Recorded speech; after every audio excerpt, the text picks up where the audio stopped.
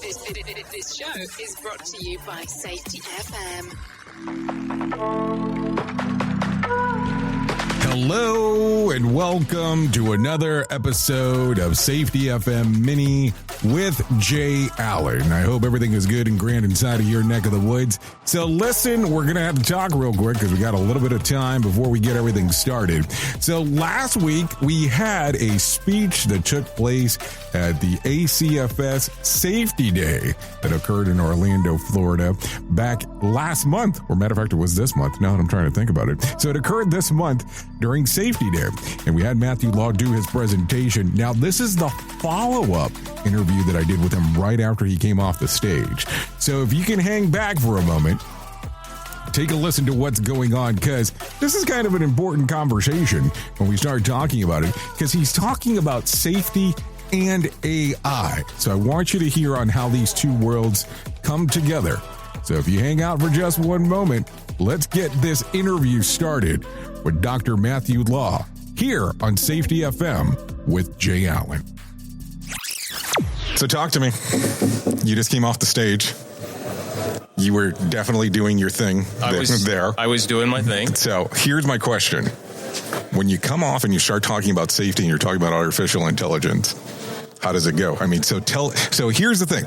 I'm not sure if we're getting the presentations or not. So the audience is listening. We don't know if they're going to know exactly what you just talked about. So give them a little overview and then we'll go into it. So the overview to the presentation, this is a discussion about the basics of artificial intelligence at a very elementary level. The goal is to get everybody to understand what artificial intelligence is, what it could do, what the prospective applications are for safety in the future, and then how can we brainstorm how AI could be applied in safety in our jobs every day.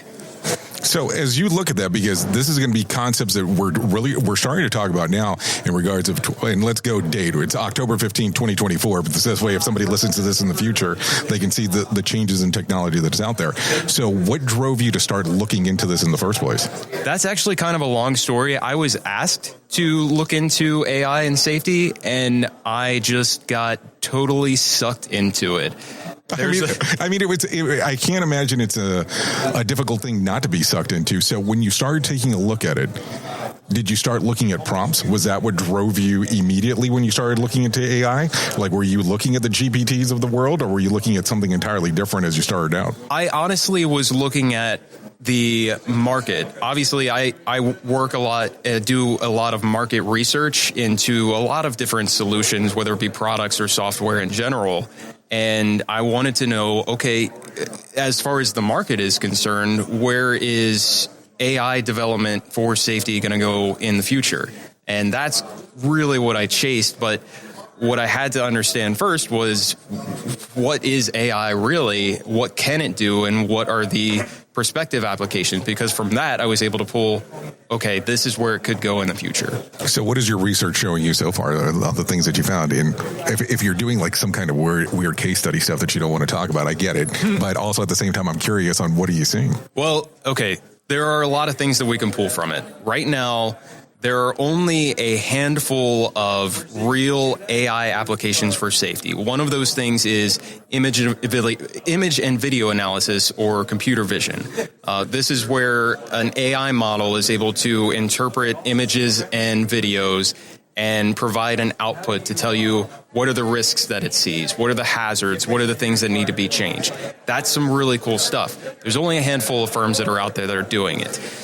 The other thing that's happening is that some EHS management software developers are augmenting AI onto their platforms. So think about a Microsoft Copilot or any type of AI system that's sort of attached to a search engine.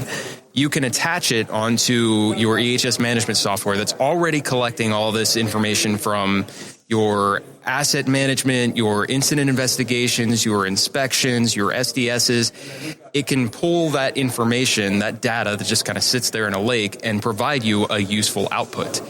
So that's really, those are like the two main things. And then think about if it in the near future, it could predict risks. It could tell you about things that you otherwise wouldn't see, and then we're able to use that information to manage our safety better. So let's talk about some of that stuff. So some of the stuff that you're mentioning that is able to see video and along these lines, if you start taking a look at it from the standpoint of, let's say, for instance, all the old Excel spreadsheets that a company would have, could you dump this into the AI and it acknowledge some of the older stuff, even though it's a different format in regards of what to look into and potentially in the future? Yeah, absolutely. That's the whole goal, is that we have all of this information sitting in a spreadsheet somewhere or sitting in information management software, whatever it might be.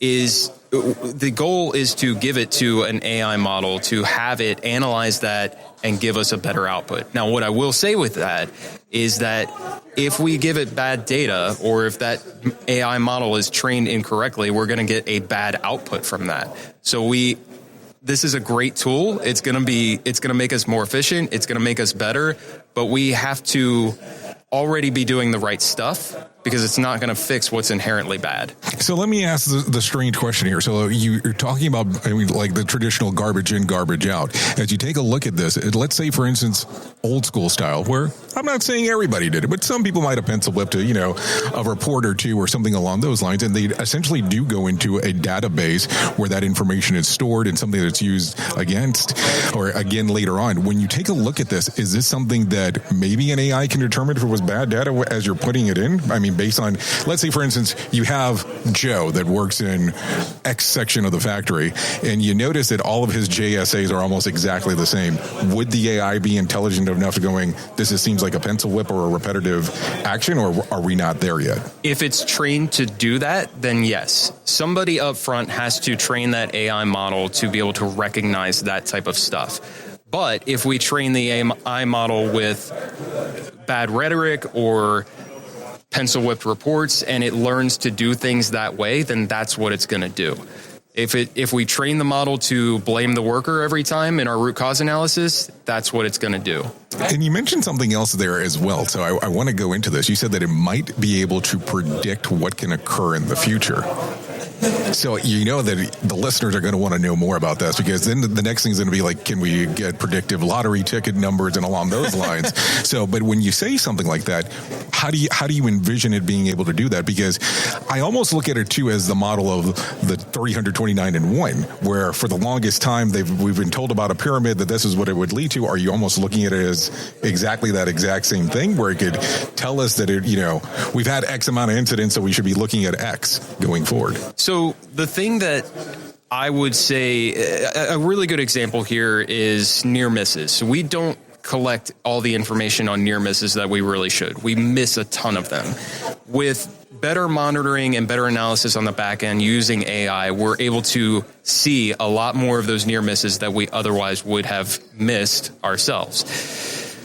So using that, if we are collecting more information and we're seeing what's actually happening in the workplace, and the AI is trained to recognize the risks, then it's able to accurately or more accurately predict things that could happen, predict injuries, predict incidents of things before they happen, rather than letting a serious injury or fatality happen.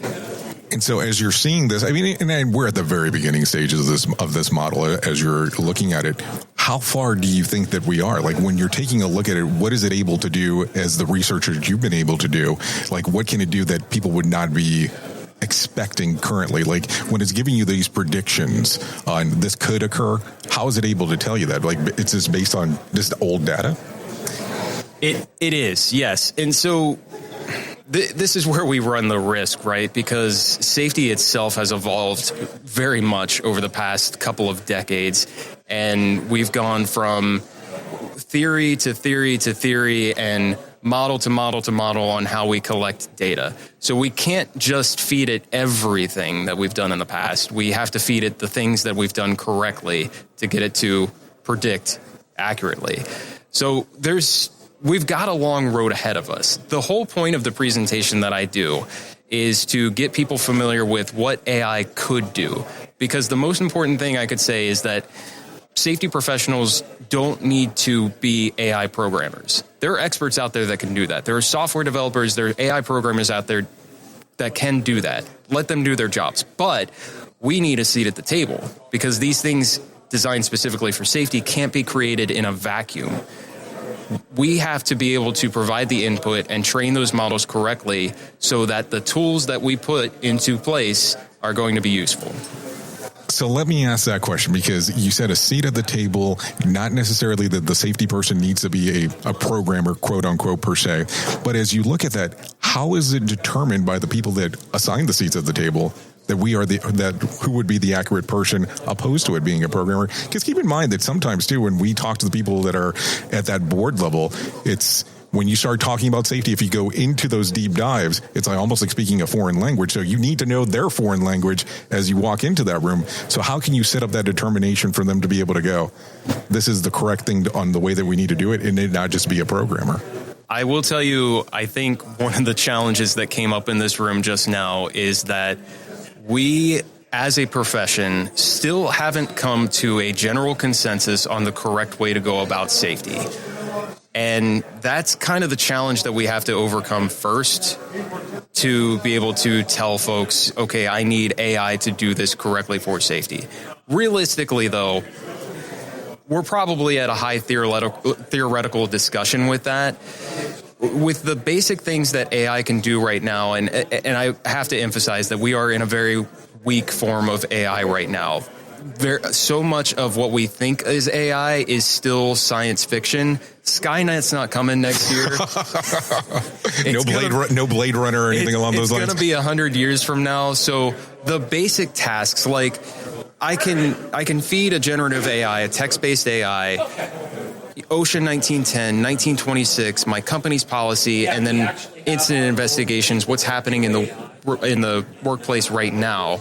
And it can find gaps. It can find the things that we're doing wrong, the things that we should go after to address risk and address hazards and compliance issues. So when you're saying that we're at the very beginning stages, how long have you been working on this? Like, how long have you been looking into this far? A year and a half, maybe. But look at it. I mean, right now, as you're going around talking about this, you're going to be subject matter expert in regards to this because nobody else is really talking about it to the level that you are. But as you're looking at this and you go, okay, we're still infancy stages. Where are we 5 years from now, basing on the information that you're able to see? And of course, you're seeing information. You're also seeing what other people are attempting to create. What are you seeing that let's say 5 years from now, are we looking at now systems that are able to look at what's going on a work site at any point to go, okay, this is a potential hazard going on in the future?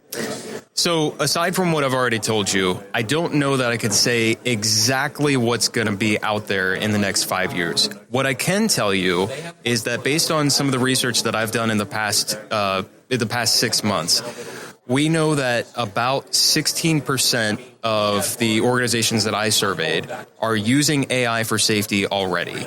And another 10% said they're going to be using AI in the next 12 months. So that's a quarter of organizations that I interviewed that said they're going to be using AI for safety in the next 12 months. So that's a lot.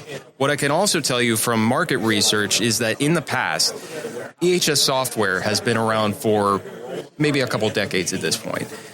It was kind of slow to start. But once people figured out that pen and paper and spreadsheets weren't the way to go anymore, we needed something specialized for safety, that market exploded. Now it's kind of plateaued right now. It's still continuing to grow, but it's not exploding like it did at first.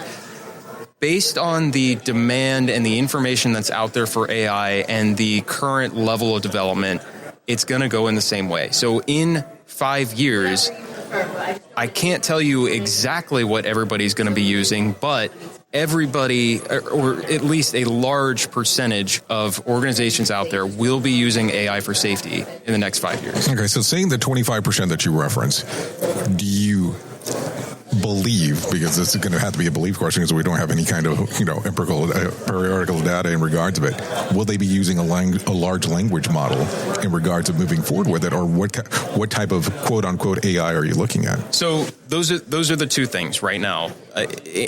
Of that 25%, and I don't have it totally delineated to say exactly what they're going to be using, just AI in general, but I can tell you it's probably going to be either computer vision, image and video analysis, or it's going to be a text-based generative AI.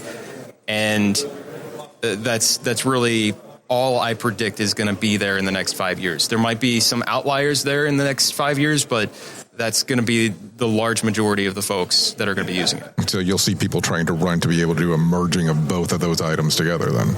There actually is a little bit of merging already. I can tell you of one software or one computer vision developer right now that also has a Copilot generative AI attached to it, so that it's not just the image and video analysis, it's now a little bit of the text-based stuff on the back end that it's able to analyze. So really cool stuff. So as you look at this, do you think that essentially at some point in some of these generative models per se, not the vision aspect, you'll take some of the biggest brains in the industry and they'll implement let's say for instance, they have books or white papers that have been written and they'll just dump them in and go, how would X people do this? Is this what we'd be looking at in the future? And then there's a kind of a dual part to it. Will this essentially replace our existing safety people? No, it will not replace existing safety people. And I can tell you from the folks who have been using some of the generative AI models, they've been playing with it, they've been trying to break it, and asking it for certain outputs based on what we do. You have to think the safety profession is very nuanced. There's things that we do, things that we understand, ways that we go about business that are completely different than a lot of other professions out there. So an AI model that's going to be helpful for safety has to be trained in a very specific way. So we're just not quite there on something that has enough information about our profession to do it that way. We're getting there, and we have people training it. And I can tell you that some of these software developers out there that are designing AI for safety are hiring safety professionals on the back end, not just for customer success, but also to make sure that these are developed in the right way, speaking the right language, and providing the right outputs.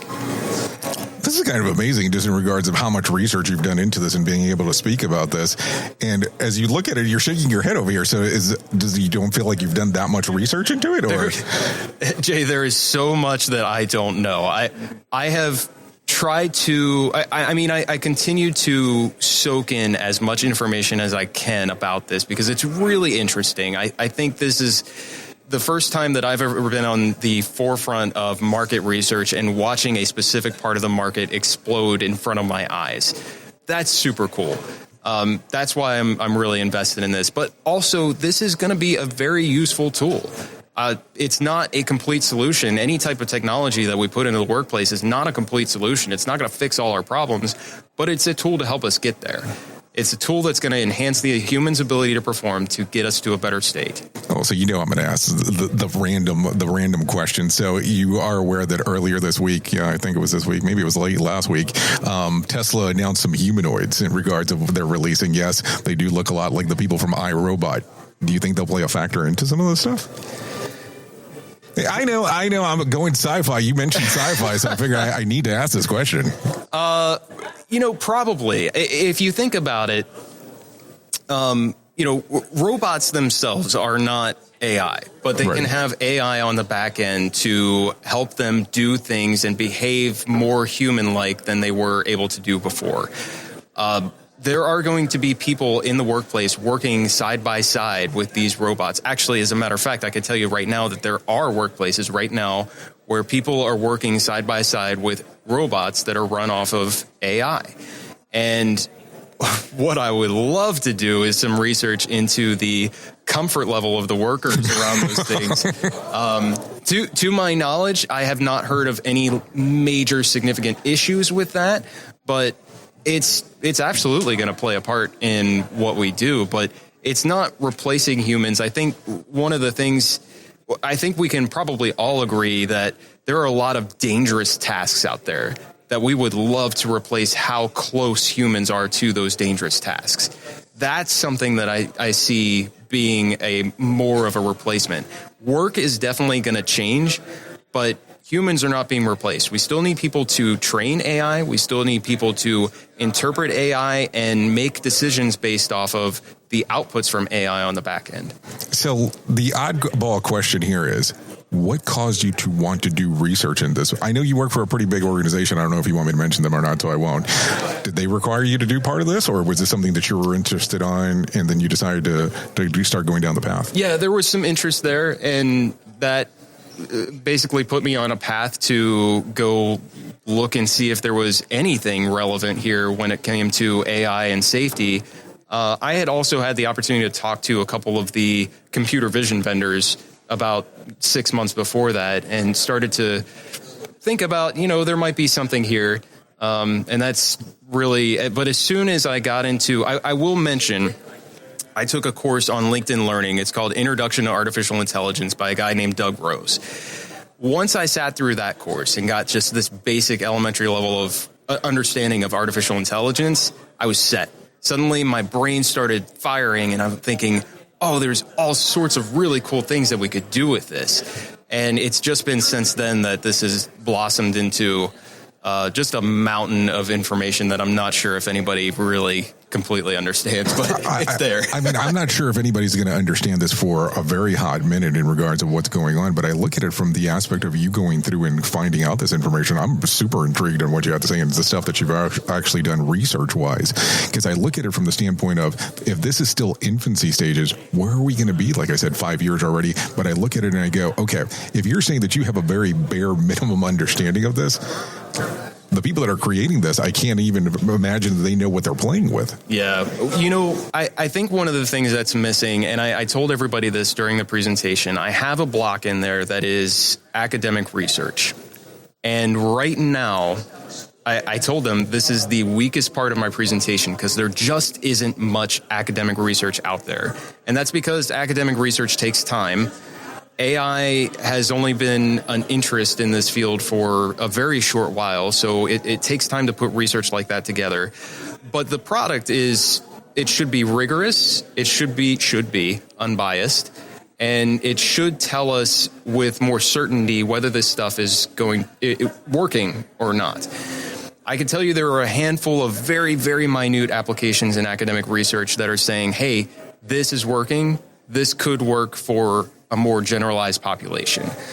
We're just not there. And I think I'm at a point now where me, as an academic researcher, I would love to do more research into the applications and how this is improving outcomes within the workplace for safety. No, I would love to see your RQs and your modeling for sure on that, because I would just dork out to the whole thing. So let me ask you on a different note here. So now you've been actually the chair for the ACFS for a little over a year, right? If I have my math correct. Yeah, just about a year. Okay, so what are you thinking? What's going on? What's the future? What are you looking at to do next with this? I think we're set up to do some really cool stuff in the future. We've spent the last year really strengthening our partnerships with some of the other local organizations here. I think there's an opportunity to create more of ownership amongst those organizations and create a really strong partnership and a much stronger, more robust safety day. We've got a good number of folks here today. I think we'll continue to grow that attendance, and we'll continue to get better speakers here too. No, I mean, I look at it and I think that this one always has such a different flavor on what's going on. And I mean that in a good way, and I don't mean that in a bad way whatsoever. But you look at it and I want to say it feels homegrown, but I don't want it to sound insulting at the same time too, because some people take that the wrong way. It doesn't feel like it's the big corporate sponsorship that, this is the brand that you need to follow. But I look at it from the standpoint of what the local providers do and the people that are here that are really seem to enjoy what's going on with Safety Day. And I mean, I was listening to the speech when we first started off this morning. There's been people that have been to 15 of these things. Mm-hmm. And I mean, and this is a yearly event. So, I mean, I can't imagine the shoes you had when you walked in that you were looking at. These are some pretty big shoes that I had to feel. Yeah. There are some folks on the board and that meet at these committees the second Tuesday of every month that have a ton of experience with this organization, have a ton of knowledge about how these things should go. Humbly, the things that I were able to bring to the table, I've worked with some of these smaller organizations in other regions in the nation in the past. there's something very cool about what happens with ACFS here. Are there ways to improve? Absolutely. With any other organization, there's always ways to improve. But you are right. That homegrown aspect is very much a part of this, very much a positive aspect of this. And I think it's super attractive to the safety professionals in the area that are able to take advantage of Safety Day. I mean, and I have to tell you, in regards of price point, nobody can touch you in regards of what you're bringing to the table. I mean, we're talking food, we're talking the actual meeting itself and the parking, which most places astronomical just on the dues itself, but for what you guys bring. And then I think with the exception of only 1 year that I recall since I've been coming to this, was it at a different hotel, but this hotel seems to be great in regards to having them partnering with you as well. So do you already have a date for the next one? Or are you still working on it? I think we're still working on it. Okay, because sometimes there's that magic of, well, we're not supposed to talk about it, but it might be this date. So if people want to find out more about Safety Day, where do they need to go?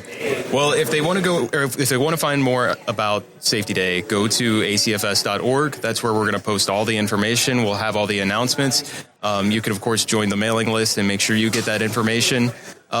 And if you're really interested in getting involved and making sure that, this day is as great as it needs to be, and if you have some skills, some ideas, some thoughts that you want to share, come to the Children's Safety Village at 8 a.m., second Tuesday of the month. That's where we meet, and that's where all the magic happens. And then I have one more question. If people want to know about the research that you're doing in this AI stuff, where can they find some of that information? So you can find some of that information on my portfolio. Actually, there's been a lot of stuff. So the Case for Safety podcast yesterday, an episode came out with myself and Dr. Dan Snyder. We talked a lot about AI and emerging technologies. I also did another episode on there. But anybody can email me. Can I give my email on here? Well, of course you can. Whatever you want to do.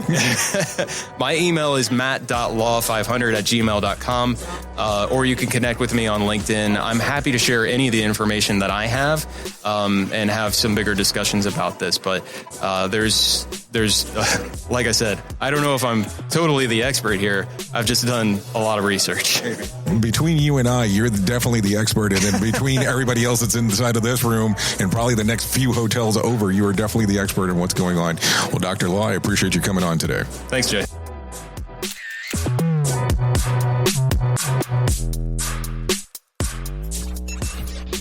The views and opinions expressed on this podcast are those of the host and its guest and do not necessarily reflect the official policy or position of the company. Examples of analysis discussed within this podcast are only examples. They should not be utilized in the real world as the only solution available, as they are based only on very limited and dated open source information. Assumptions made within this analysis are not reflective of the position of the company. No part of this podcast may be reproduced, stored in a retrieval system, or transmitted in any form or by any means, mechanical, electronic, recording, or otherwise, without prior written permission of the creator of the podcast, Jay Allen.